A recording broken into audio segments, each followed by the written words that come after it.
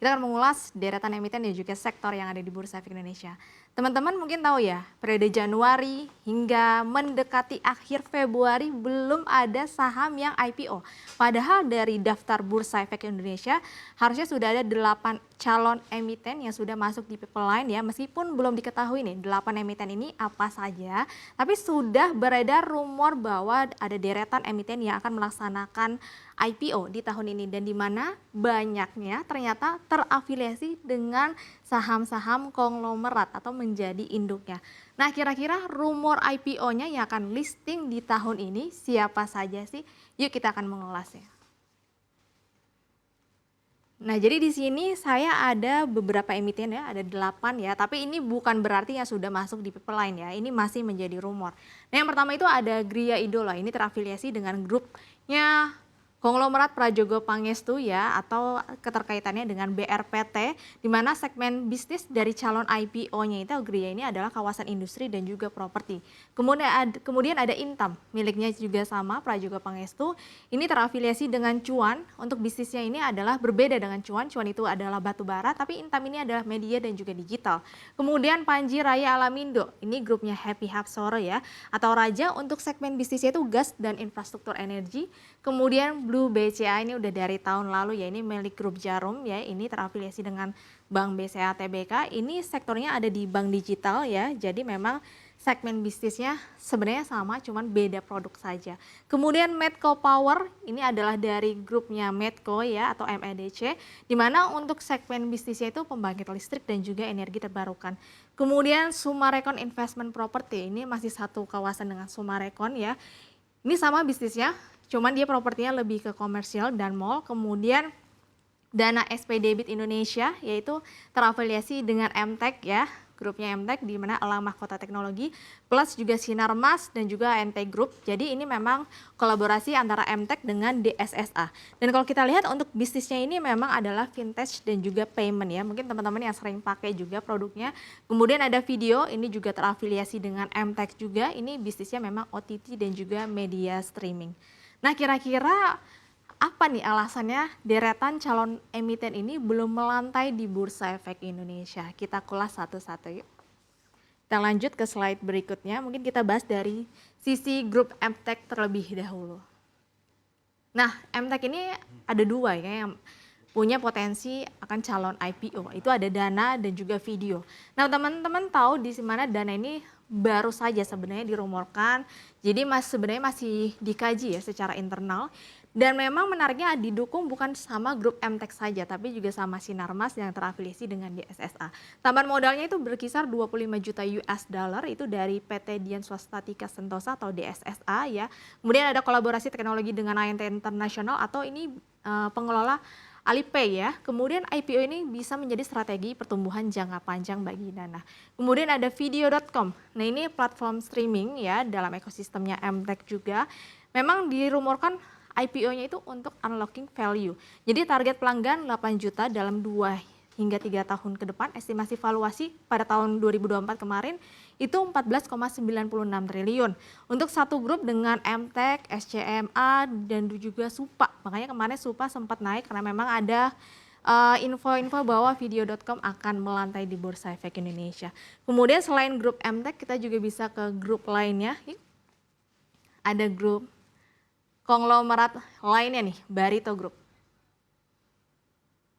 Nah, untuk Barito Group itu ada dua, ada Intam sama Gria Idola. Sebenarnya Gria Idola ini udah dari tahun kemarin juga ya, tapi nggak listing-listing juga. Nah, kalau teman-teman tahu sekarang ada yang baru, ada Intam dan juga Gria Idola. Ini segmen bisnisnya berbeda ya. Untuk Intam sendiri memang adanya di tambang emas dan juga perak, kemudian entitasnya memang ini adalah cucunya Cuan ya, dimana Petrindo Jaya Kreasi konsesinya itu sekitar 18.500 hektar di Nusa Tenggara Barat, izinnya hingga 2035. Kemudian masih tahap eksplorasi ya saat ini, dan memang dia ada potensi diversifikasi cuan dari batu bara ke logam mulia jika nanti IPO. Kemudian kalau kita lihat di sini ini mirip-mirip dengan Bumi ya, jadi memang ada diversifikasi bisnis. Kemudian Gria Idola, jadi bisnisnya ini di sektor properti, ini masih satu grup dengan BRPT gitu ya. Berdirinya sudah sejak 1989, kemudian Memang dia kawasan industri, residensial, perkantoran, sama hospitality. Kemudian potensi membuka valuasi bisnis properti BRPT memang selama ini sebenarnya cukup tertutup ya, karena memang ada bisnis yang besar, sektor petrokimia dan juga energi. Nah, selain dari grup MTEK, Barito, kita lanjut ke grup lainnya yuk. Nah, untuk grup selanjutnya, selain dari grup Barito, ada grup dari Happy Hapsoro nih, yaitu ada Panji Raya Alamindo, jadi bergerak di distribusi gas, infrastruktur energi, dan memang terafiliasi dengan Raja ya, atau Rukun Raharja. Nah, IPO yang berpotensi memperluas ekosistem energi dan juga meningkatkan transparansi lini distribusi gas. Kemudian untuk grup Jarum, Blue BCA, bank digitalnya, ya ini anak usahanya dari Bank BCA TBK, fokusnya pada segmen retail, ya memang Gen Z gitu ya. Kemudian IPO-nya berpotensi membuka valuasi yang memang terpisah dari Bank BCA nantinya. Nah, ini gambaran ya, alasan kenapa memang satu sisi masih menunda karena memang sedang proses semua. Nah, mungkin kita bisa melihat nih secara performa pergerakan harga saham yang sudah listing atau yang terafiliasi dengan calon-calon emiten ini. Yuk kita cek yang paling murah yang mana nih, saham-saham induknya atau yang sudah melantai lebih dulu. Ya di sini kalau dari Bank BCA ya, saya memang perform tahun ini cukup turun 9%, PBV-nya tapi masih oke lah ya, 3,21. Kemudian market cap-nya sudah 902,9 triliun rupiah. Kemudian DSSA tahun ini juga turun ya 17%. Kalau kita lihat valuasinya sudah sedikit mahal ya, 21-an. Kemudian kalau kita lihat memang market cap-nya udah di kisaran 644 miliar. BRPT lebih anjlok lagi, turunnya 38%, PBV-nya sudah 4,9 ya. Kemudian market cap-nya sekitar 180 miliar. Kemudian cuan kalau kita lihat juga turun ya, karena batubara juga turun 28%. Kalau kita lihat dari valuasi juga sudah mahal, 35,45, rata-rata dari market cap-nya 188 miliar. Kemudian ada Antam naiknya 42%, wajar karena kenaikan harga emas dan juga permintaan tinggi, PBV-nya 3, masih oke lah ya, di mana market cap-nya di 107 miliar. Kemudian untuk MTEK sendiri juga masih turun sepanjang tahun 15%, PBV-nya masih murah 1,4, market cap-nya 56,5 miliar. Kemudian ada Medco, di sini naik ya 28%, PBV-nya masih murah 1,2, untuk market cap-nya 43,5 miliar. Kemudian Raja turun sepanjang tahun 23%, di mana PBV-nya 5,9, sedikit fair value ya. Kemudian untuk market cap-nya di 19,9 miliar. Untuk Sumarekon masih naik tipis 2% ya. Kemudian kalau kita lihat valuasinya masih murah di bawah 1, 0,56, untuk dari market cap-nya cuma 6,4 miliar. Kemudian ada 6,4 triliun ya, ini untuk dari Elsa sendiri juga market cap-nya 6,1 triliun. Kalau kita lihat secara sepanjang tahun ini sudah naik 68%, PBV-nya juga masih murah di 1,19. Nah, selain dari perform harga saham dan juga sisi valuasi, kita juga bisa cek nih secara performa kinerja keuangan dari deretan emiten. BRPT kalau kita lihat net income-nya atau laba bersihnya tumbuh 2.145% ya, ini cukup baik ya. Kemudian ini masih data September 2025 karena belum banyak yang rilis. Untuk pendapatannya naik 242%, MTEK naik 1.353%, pendapatannya naik 57,8%, Antam 171%, pendapatannya naik 66%, Bank BCA sudah full year 2025 naik 4,9%, pendapatannya naik 5,14%, Elsa dan sampai bawah ini masih September 2025 ya. Untuk Elsa turun performanya 4,5%,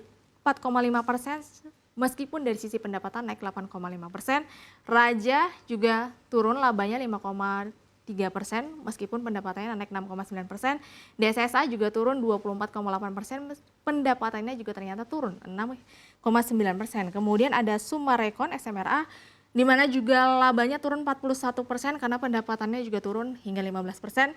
Cuan juga labanya turun ya 45% karena demand batubara juga masih lemah. Meskipun pendapatannya ternyata naik nih 50,8%. Medco laba bersihnya juga turun 67%. Dan dari sisi pendapatan ada kenaikan tapi cukup tipis ya di 1,9% saja. Nah, kira-kira dari gambaran ini kondisi market sama momentum IPO tahun 2026 bagaimana sih?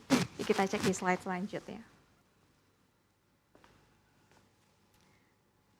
Nah, kalau kita lihat sebenarnya IHSG kemarin sempat tertekan ya, pasca trading halt karena memang MSCI nge-freeze. Kemudian kalau kita lihat mungkin deretan calon emiten yang belum IPO karena memang sedang memenuhi free float yang baru, kemudian keterbukaan informasi investor yang baru, apalagi sekarang ada 28 kategori ya. Kemudian memang momentum IPO akhirnya ya pada mundur nih, mungkin saja nanti habis lebaran bisa lanjut pada listing karena sudah ada yang daftar 8 people lain ya. Jadi kalau kita lihat mungkin investor bisa melihat nih, calon emiten apa saja yang memang terafiliasi dengan deretan konglomerat.